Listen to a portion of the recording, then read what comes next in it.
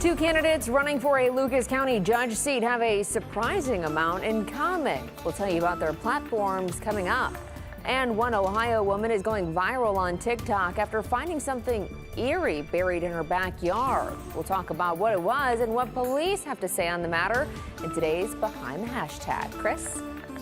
This weekend, it's going to be ahead. Highs in the 70s Saturday, 80s on Sunday, but a strong cold front will turn us much cooler into early next week. I'll let you know when that autumn chill returns. That'll be coming up in my forecast in just a few moments.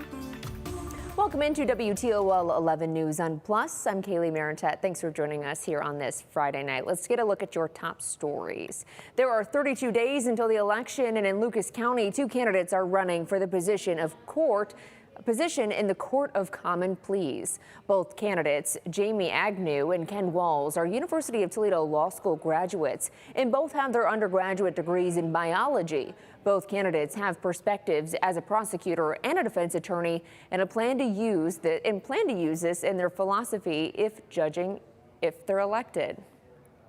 Every case is, important to the person who brings that case to the court. And although we may see it from a different perspective from the bench, or the community may see it from a different perspective, it is difficult for anyone that faces the court. Like I said, fair. I've been in front of judges that I thought maybe didn't listen to me, either when I was a defense attorney or as a prosecutor. And I've been in courtrooms where I thought a person needed something, but they just weren't heard. As for each candidate's plans for the next 32 days, both plan on going out, door knocking, and getting to meet voters before they head to the polls. And with only a little more than a month from Election Day, the Justice Department says the biggest threat is foreign countries wanting to weaken the democracy. Right now, government officials are noticing that leaders in Russia, Iran, and China are targeting the election. These countries are using fake websites of real news outlets like the Washington Post and Fox News to spread misinformation. The Justice Department is keeping an eye on Iran specifically. We have been intensely tracking Iranian lethal plotting efforts targeting former and current U.S. government officials, and that includes the former president. The Justice Department says it is worried about violence in the country after the election, regardless of who wins. The department says it will prosecute anyone who causes issues with voting. The Tiffin Police Department, they are bringing the DARE program back to the city for the first time in more than 20 years. The program was cut in 2003 due to a lack of staffing. But it's not just the drugs that are the main focus anymore. DARE touches all the scenarios, whether it be drug-related, peer pressure-related, or cyberbullying. The purpose of DARE is not to fix any problems that we have right now. It's to fix the problems later on. It is a prevention program to educate, to learn, to give the kids tools and knowledge that they may not have. The program also gives a chance to get to know officers in their community. We've seen them around VO scooters, but they're often left lying around, which can cause some serious issues. That's why VO in the city of Toledo are calling on you to help make sure they're being properly parked, offering you an incentive when you use Lucky Zones. All you have to do is grab a scooter, ride to your stop, and look for a green pin with a $sign in the app. Park it there, complete your ride, and you'll get $1 activation fee back. Right now, there are 4 Lucky Zones in downtown Toledo. Well, the city of Toledo is looking for someone else to take the reins of the summer concert series in downtown next year. According to the city of Toledo, HB Concerts president and CEO Hunter Brooks told the city this week he doesn't intend to return next year. We reached out to Brooks for comment. He told WTOL 11 that in talking with the county and Connect Toledo, he explained to them that he would only return if the city took on more financial risk. Today, Councilwoman Sandra McPherson sent us the statement when she heard the news today, saying, quote, "I knew he wouldn't do a complete music series and that he would come back asking the city to take on more financial risk. He makes promises he knew he couldn't keep. The city needs to put out a search for someone interested in promoting concert events. I believe there are promoters who want that opportunity to do that in Toledo." All eyes will be on the skies tonight and tomorrow for a possible chance to see the northern lights. We're going to bring in Chief Meteorologist Chris Vickers back in to break down the chances to see it. Chris, I know we missed the first round of this earlier this summer. Yeah, if you see it tonight or tomorrow night, we're going to be hopeful that it's something that maybe could fulfill that dream. At this point, though, it is a chance. So we'll stress that it is not a certainty that this will be occurring. So what will be expected with the Northern Lights activity? We're expecting somewhere between a KP index of a 6 or a 7, which puts us at a moderate to strong geomagnetic storm. What we're anticipating for our Friday evening, it is yet to arrive, but we're actively monitoring that energy, and it would be a moderate storm of geomagnetic energy, which could bring some lower, faint auroras on the horizon. Best chance could end up being on Saturday evening. Again, still details to come on that one when and if it does arrive. So what are the chances of seeing them tonight if you've got your Friday evening plans? I'm going to be honest, it is a lower chance. We'll put that as a very slim chance, but it is a possibility. We will alert you on that WTOL 11 weather app if we do indeed see those northern lights. It would be much more likely north up into Canada, northern part of the Great Lakes. And always remember that little trick. It would appear more brighter and vivid on a camera phone if you're not certain you're seeing them at any given point. Kaylee, back over to you. All right, thanks, Chris. A Central Ohio woman made an eerie discovery this week while she was working on a renovation project in her backyard. The woman was digging holes and to put a new fence when she found a rug buried underneath what she says is a blood good tree. In today's Behind the Hashtag, we have the answers to what's in the rug. Katie Santry has lived in the East Columbus house for almost a year. When she found the rug earlier this week, she called the Columbus police, who brought in 2 cadaver dogs to search her yard. Separately, both dogs sat near the hole here that contained the rug, indicating that human remains may be present. Throughout the ordeal, Katie posted live videos on TikTok capturing the attention of more than 100,000 live viewers. Columbus police started excavating outside the home this morning, but officers say, thankfully, no remains were found in the rug. Definitely a little scary, eerie situation. I need to know, though, they did a thorough investigation, right? They didn't find anything. No human remains to be found. All right, because if not, we're going to have to call out maybe Scooby-Doo and the Mystery Machine. Oh, yeah, they'd be on it quick. Another thing I heard about this, though, that kind of caught my attention was prior to all this happening, did she claim that her house was haunted? I believe she did. Ooh, I don't know. I haven't been she had been going on, I think, for a few days saying that she felt her house was haunted. Coincidentally, she went out then to do that yard work project, so to speak, and that's when she discovered the rug that was buried. Under the blood good tree.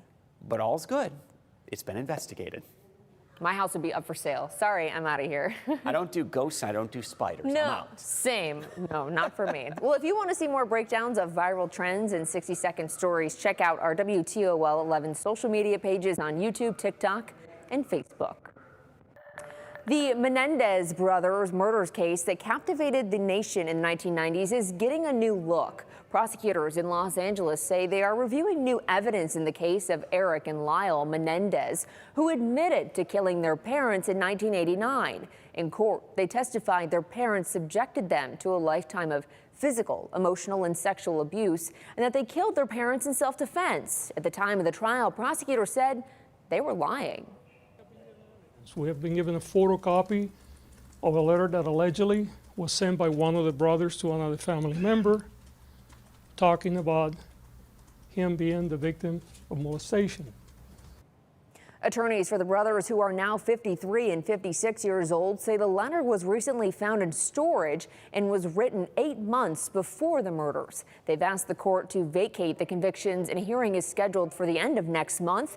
More attention has been brought to the case after Netflix recently released a documentary about the brothers. The death toll from Hurricane Helen continues to rise. Now more than 215 people have been confirmed dead. Those deaths are reported across a number of southern states. Many are in North Carolina, which has dealt with devastating flooding as the area saw torrential downpours from the storm as it moved inland. Emergency officials expect the death toll to continue to rise as hundreds of thousands are still without power and many are missing. A number of people in Findlay are coming together to send items to people affected by the hurricane. The trucking company McGuire & Sons is working with Liberty Benton local schools and other organizations to make this happen. 3 trucks full of important necessities collected from the community will be sent to a church in Tennessee. We actually had people that were rolling in before 8 o'clock this morning, so it's been nonstop. We got a lot of items. Now we're just trying to kind of organize and make sense of it all, and about the time we start making progress on it, we get a bunch more items, which is a really good problem to have. Officials with the trucking company say they'll be collecting items until 9 o'clock tonight, and trucks will leave tomorrow morning. As rescue crews search for survivors after Hurricane Helene ravaged parts of the South, photos circulating online are claiming to show survivors of the storm. Our National Verify team takes a look at it to see if the photos are real or fakes. You may have seen viral posts on social media like these claiming to show little girls who survived Hurricane Helene carrying puppies in what appear to be rescue boats. Verify viewers reached out to ask if those images are real. Using these sources, we can verify they are not. They were created with generative AI. Using TinEye, a reverse image search tool, we looked for other instances of these images being published online and found no reputable news outlets, humanitarian agencies, or rescue teams publishing these images. The posts sharing the images also lack details like who was involved and when and where it happened. And while AI images are getting better, there are some subtle things in the images that indicate they're AI. In one image, between the puppy's head and the girl's hair, there's a white space, with the background missing. In the other, the girl appears to be missing one of her ears and 2 of her fingernails, and both have facial expressions that are extreme and cartoonish. So, no, these photos claiming to show girls and puppies being rescued after Hurricane Helene are not real. They were made with AI. Images like these are often shared with the intent to pull at heartstrings. The Cybersecurity and Infrastructure Security Agency says disinformation campaigns like this seek to elicit an emotional reaction that overpowers critical thinking. With your Verify, I'm Brandon Lewis. Well, in our WTOL 11 weather forecast, we've got a banner weekend that's going to be unfolding Saturday. Lots of sunshine, dry weather right around 74 degrees into Sunday. If you're looking to head out to the apple orchard or pumpkin patch or a nice walk in the woods, catch a little of that early fall color, breezy and warm 81. And if you like it a little cooler, you're thinking it should act a little more like October. Here it comes on Monday, dry and cool right around 67 degrees. So take your pick. We've got 60s, 70s, and 80s all expected the next 3 days. Most of the area for our Friday has been up into the low to mid 70s. We will be entirely dry as we go through the evening. Great for those high school football games or late Friday night plans. There's not a drop of rain in sight. Believe it or not, we did actually have a cold front that made its way through the area. That came blasting through with only a little bit of cloud cover, so you barely noticed that impact of that cold front rolling in. We are going to be dry, clear tonight. The chance is you may be able to see the northern lights. I'm going to call it a low chance, but it is a possibility. And as we go through Saturday morning, we have dry conditions, bright sunshine that's going to be expected all day on Saturday. Highs right around the mid 70s as we go through Saturday. Now, Sunday morning, we do have another cold front that's going to come into the area. I'm very confident this one also likely to come into the area with dry conditions. Here's the clock Sunday morning. There's that front approaching, and as it works through, there's little to no rain associated with that front. Once you really get in a drought like this, it's difficult to bust out of it, so rain chances still few and far between with very dry weather out there over the next 7 to 10 days. Now, one thing that we mentioned just a little bit ago, the chance still out there to see the northern lights tonight. We always like to say temper the expectations. It would be much more likely the northern Great Lakes up into Canada. Better viewing across the lower Great Lakes could come in the form of some low faint auroras or even more visible by a camera phone or a long exposure image. So just keep that in mind. It is a possibility that we will continue to monitor. Better chances, really take your pick. It could be anytime Friday night and into Saturday. Slightly higher chance would be showing up Saturday as we close in on midnight, where that KP index could approach a 7, which typically could bring